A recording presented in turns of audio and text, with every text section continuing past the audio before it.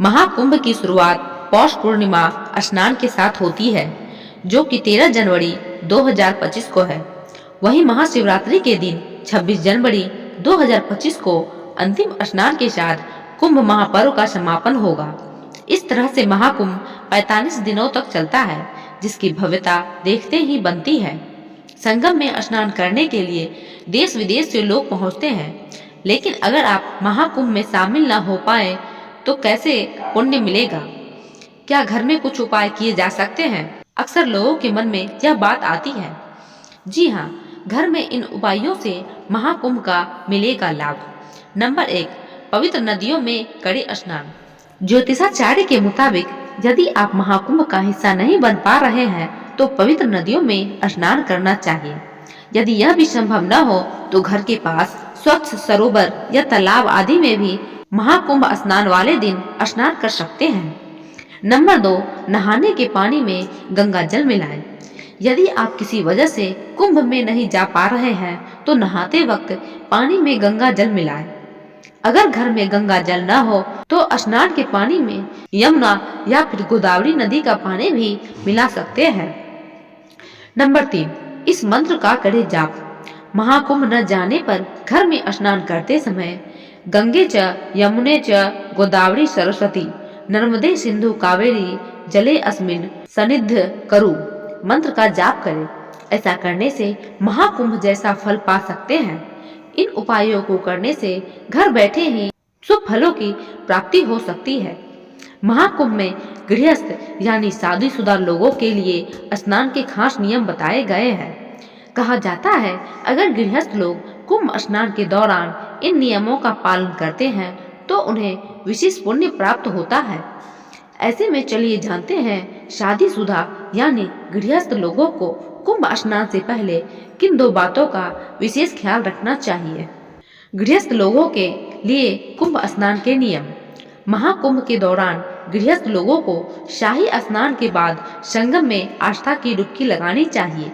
शाही स्नान के दिन जब साधु संत स्नान कर ले तब गृहस्थ लोगों को स्नान करना चाहिए। कहा जाता है कि इस नियम का पालन करने पर कुंभ स्नान का पुण्य मिलता है। गृहस्थ यानी शादीशुदा लोगों को महाकुंभ में कम से कम 5 डुबकी लगानी चाहिए। शास्त्रों के मुताबिक कुंभ में स्नान करते वक्त कम से कम 5 डुबकी लगानी जरूरी है। स्नान के बाद भगवान सूर्य को जल अर्पित करें।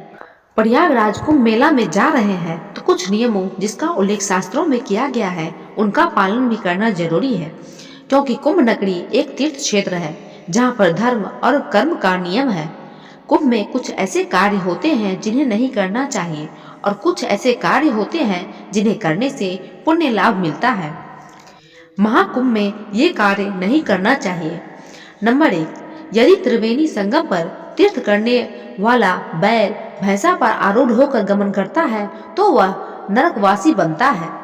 नंबर 2, यदि कोई व्यक्ति किसी साधु संत का अपमान करता है, उनकी खिल्ली उड़ाता है, वह निम्नतर योनियों में जन्म लेता है। नंबर 3, किसी भी तरह से मांस, मदिरा आदि तामसिक भोजन का सेवन करके जो तीर्थ गमन करता है वह अदृष्ट साधु आत्माओं द्वारा शापित होता है।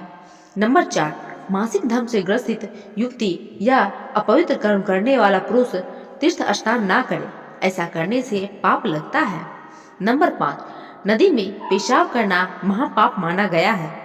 नंबर 6, कहीं पर भी गंदगी ना करें, उचित जगह पर ही शौच आदि कर्म करें। नंबर 7, कुंभ मेले में व्यर्थ में ना घूमें, उचित स्थान पर रुक कर ही कुंभ का आनंद लें। नंबर 8, किसी भी अनजान वस्तु को हाथ न लगाएं। नंबर 9, किसी को भी परेशानी में छोड़कर न जाएं और ना ही किसी भी प्रकार की परेशानी खड़ी करें। नंबर 10, अपने साथ बच्चों को न ले जाएं। ले जा रहे हैं तो उनको अपने से दूर ना करें और उनकी सेहत का विशेष ध्यान रखें। नंबर 11, लाइन और नियमों का उल्लंघन ना करें, ऐसा करने से सभी को परेशानी होगी और मेले में अव्यवस्था फैल जाएगी। नंबर 12, कहीं भी रुककर तमाशा देखने वाली भीड़ में शामिल न हो जाएं। भीड़ में न शामिल होंगे तो खुद को सुरक्षित रख पाएंगे।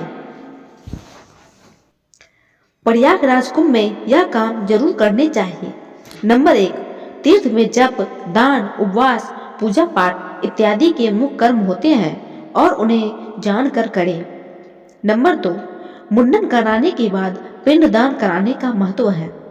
नंबर 3, प्रतिदिन ब्रह्म मुहूर्त में जागने के बाद सुबह और शाम को संध्या वंदन करें। नंबर 4, वैष्णव, शैव, शाक्त या उदासीन साधुओं के प्रवचन सुने। नंबर 5, यदि हो सके तो कल्पवास का संकल्प लें। नंबर 6, कुछ नहीं कर सकते हैं तो कम से कम सभी स्नान पूर्ण करके ही जाएं। नंबर 7, स्नान के बाद शास्त्र विधिवत से पूजन करें। नंबर 8, परेशान व्यक्ति को देखें तो उसकी उचित मदद करें। नंबर 9, कुंभ के महत्वपूर्ण स्थानों जैसे पुलिस स्टेशन, धर्मशाला, बस और रेलवे स्टेशन, प्रयाग नक्शा आदि की पूर्ण जानकारी रखें। नंबर 10, अपने पास सभी तरह के महत्वपूर्ण मोबाइल और फोन नंबर की एक डायरी भी रखें। नंबर 11, कुंभ में जाने से पहले अपने पास उचित मात्रा में ग्लूकोज, बुखार, उल्टी, दस्त आदि की दवाइयाँ रखें। नंबर 12, भोजन पानी की उचित व्यवस्था रखें। पानी की शुद्धता का विशेष ध्यान रखें क्योंकि यह आपको बीमार भी कर सकती है।